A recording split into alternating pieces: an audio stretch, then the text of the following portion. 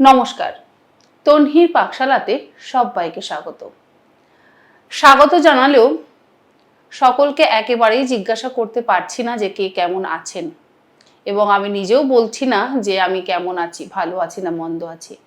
কারণ ভালো আছি না মন্দ আছি সেটা বলার সময় একেবারেই নেই। আমরা সকলেই জানি যে আমরা এখন কে কেমন আছি। আর আজ ৭৭তম স্বাধীনতা দিবস। এই ৭৭তম স্বাধীনতা দিবসে আমি নিজে একেবারেই বলতে পারছি না হ্যাপি ইন্ডিপেন্ডেন্স ডে কথাটা। কারণ ৭৭ বছর আগে আমাদের দেশ যে স্বাধীন হয়েছিল প্রচুর বিপ্লবীদের রক্তক্ষরণের পর, তাদের অনেক অবদান ছিল আমাদের এই ভারতবর্ষকে স্বাধীন করার জন্য।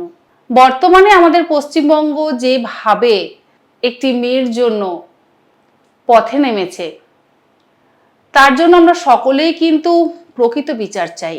আমরা চাই প্রত্যেকে যে কজন দোষী আছেন তারা প্রত্যেকেই উপযুক্ত শাস্তি পাক। গতকাল রাত্রে আমরা বিভিন্ন জায়গায় প্রচুর মানুষ একসাথে জমায়েত হয়েছি, কিন্তু তারপরেও যথেষ্ট খারাপ ঘটনা ঘটে।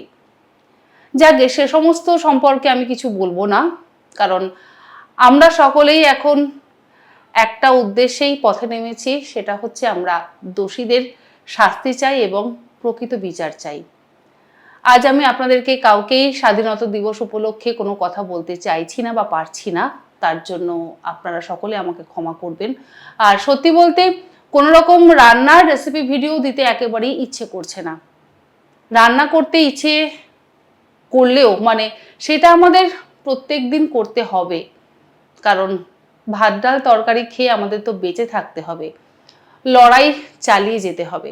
তবে জানি না কেন রান্নার ভিডিও দিতে একেবারেই ইচ্ছে করছে না। যাকে আজ শুধু এইটুকুই বললাম। যদি কোনো কিছু খারাপ লেগে থাকে তার জন্য আমি প্রত্যেকের কাছে ক্ষমা প্রার্থী, এবং আমি কাউকে জানাতে পারলাম না আমাদের ৭৭তম স্বাধীনতা দিবস উপলক্ষে কোনো কিছু কথা।